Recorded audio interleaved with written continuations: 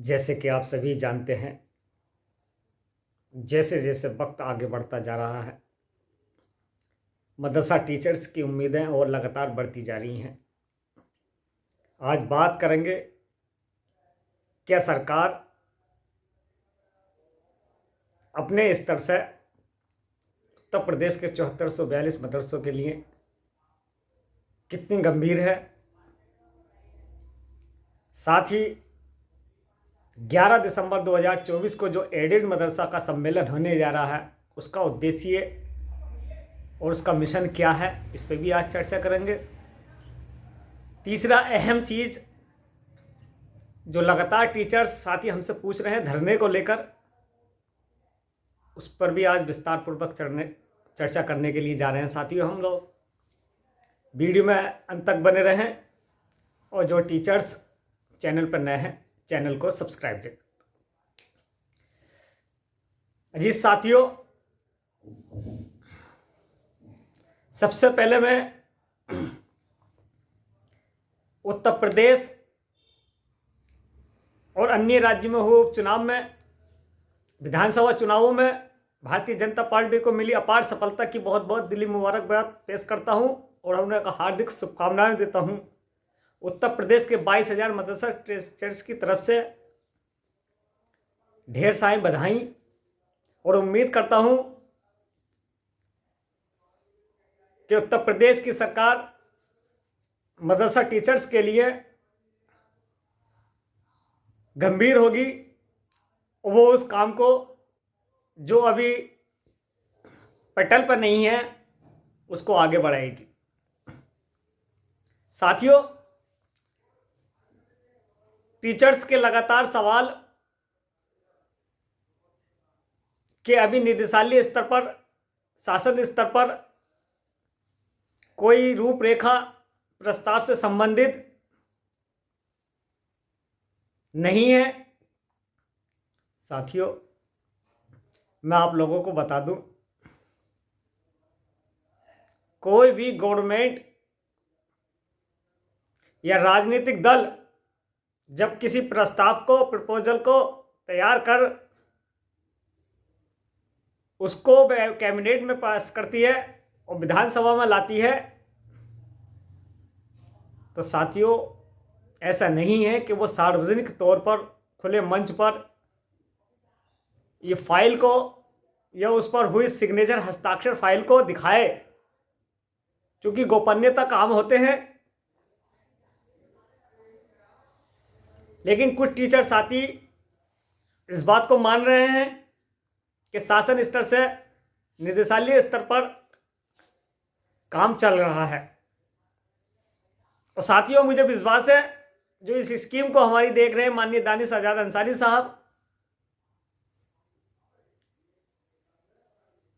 इस स्कीम को पुनः चालू कराएंगे। और क्यों कराएंगे साथियों, इसकी अहम वजह यह है कि माननीय सर्वोच्च न्यायालय की गाइडलाइंस और पूर्व में दिया गया उनका एक वीडियो जो लगभग 6 अगस्त 2024 का है, जिसमें उन्होंने कहा था कि उत्तर प्रदेश के 22,000 मदरसा टीचर्स के लिए सरकार संजीदा है और उसके काम करने के लिए सरकार तत्पर है और इसको अतिशीघ्र कैबिनेट में रखा जाएगा। साथियों, आपको फिर भरोसा दिला रहा हूं, आपका योजना का काम 100% होएगा इंशाल्लाह, चाह मुझे उम्मीद है। साथियों, पूर्व में जो हम लोगों ने गलती की या जिन लोगों से ये गलती हुई, उस पर आज मंथन करने का वक्त है, उस पर फीडबैक होने की जरूरत है। कुछ टीचर साथी कह रहे थे कि अल्पसंख्यक मंत्रालय ने योजना बंद कर दी। साथियों, अल्पसंख्यक मंत्रालय भारत सरकार ने योजना बंद नहीं की, बल्कि उसको होल्ड पर रखा है। माननीय मंत्री जी इस बात को कह चुके हैं और भारत सरकार से जो लेटर न्यायालय में जमा हुआ था उसमें भी यही बात लिखी हुई है। कि उसका रिन्यूअल नहीं किया। क्योंकि पूर्व में अल्पसंख्यक मिनिस्टर कोई और था, बाद में वर्तमान में आज कोई और है। और साथियों, मैं जानता हूं इस बात को अच्छी, और आप लोग भी जानते हैं, जब से मिनिस्टर बदला है भारत सरकार का अल्पसंख्यक मंत्रालय में, जब से लेकर आज तक कोई भी मदरसा शिक्षक नेता या मदरसा टीचर उन मिनिस्टर साहब से कोई भी मुलाकात नहीं कर चुका, क्योंकि वो विपरीत सोच रखते हैं साथियों कि पूर्व की कैबिनेट मंत्री ने जब ये काम नहीं किया तो हो सकता है ये भी नहीं करें। साथियों, जरूरी नहीं है, कब कौन क्या आपका काम कर दे इसका कोई अंदाजा नहीं लगाया जा सकता। साथियों, राज्य सरकार उत्तर प्रदेश के 7442 मदरसों में कार्यरत 22,000 मदरसा टीचर्स के लिए तत्पर है, और बहुत जल्दी ये कैबिनेट में विस्तार होगा। चूंकि साथियों हमारा मिशन और उद्देश्य स्पष्ट नहीं है, कई हिस्सों में मदरसा आधुनिक टीचर्स के नेता बटे हुए हैं, उनका कोई मार्गदर्शन करने वाला आज उत्तर प्रदेश में नहीं है, उनको सही रास्ता सही मार्ग बताने वाला कोई नहीं है। साथियों, पूर्व में जो गलतियां मदरसा नेताओं ने की हैं, हम चाहते हैं कि वो वर्तमान में ना हो, ताकि मदरसा टीचर्स का जो प्रपोजल है, प्रस्ताव, वो बीच में लटक जाए। जिनका उद्देश्य मिशन नहीं होता साथियों, वो कभी सफलता हासिल नहीं करते। 11 दिसंबर 2024 को एडिड मदरसा के लोग एक महासम्मेलन लखनऊ में करने जा रहे हैं। साथियों, उनके दो उद्देश्य हैं इस काम को करने के। सर्वोच्च न्यायालय का उनका हाथ में हक में फैसला,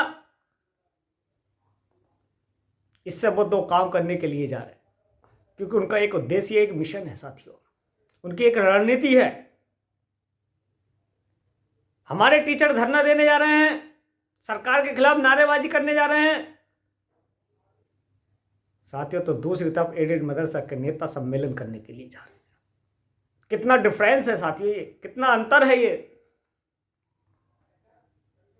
और उनका उद्देश्य, वो जानते हैं कि आज वर्तमान में मदरसा बोर्ड का पद, मदरसा बोर्ड में चेयरमैन का पद खाली पड़ा है, और इस सम्मेलन के तहत इस मदरसा बोर्ड में उस चेयरमैन को बिठाएंगे जो उनका काम करे। पहला मिशन उनका यह है साथियों। दूसरा मिशन, वो जानते हैं कि अगर राज्य सरकार आने वाले वक्त में या इसी सत्र में उत्तर प्रदेश मदरसा एक्ट संशोधन अमेंडमेंट बिल लाती है, तो वो उसी में संशोधन कराएंगे जो एडेड मदरसा के टीचर्स चाहते हैं, एडेड मदरसा के नेता चाहते हैं। साथियों, उनका एक मिशन है, एक उद्देश्य है। हमारा कोई उद्देश्य है या मिशन नहीं है साथियों। अगर आपको इनविटेशन आए, मदरसा आधुनिक टीचरों को उसमें बुलाया जाए, तो आप जाना, लेकिन जाते जाते एक बात याद रखना, अपना एक मेमोरेंडम, 2 सूत्रीय मांग पत्र ले जाना और माननीय मंत्री जी को वहां सौंपना। साथियों, इस वक्त मदरसा आधुनिक टीचर की जो वर्तमान में समस्याएं हैं, वो एक अहम ये है कि ना तो मदरसा शिक्षा बोर्ड में मदरसा आधुनिक टीचर शामिल है, ना उनकी कोई नियमावली है। हमारा कोई उद्देश्य, कोई दिशा, कोई डायरेक्शन नहीं है, जिधर होते उधर चल देते हैं। साथियों, आप लोगों से भी गुजारिश कर रहा हूं साथियों कि आप ऐसा काम करें जिससे सरकार की छवि खराब ना हो। सरकार के खिलाफ नारेबाजी करने से बेहतर है कि आप सरकार को अपना सुझाव दें।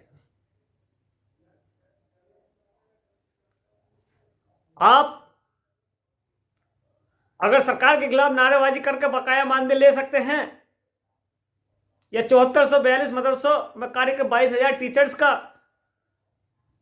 प्रपोजल तैयार करा सकते हैं तो आप बेशक दीजिए।